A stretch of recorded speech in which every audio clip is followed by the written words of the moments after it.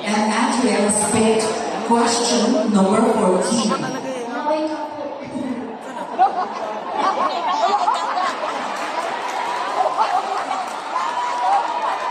Okay, Andrea, this is your question.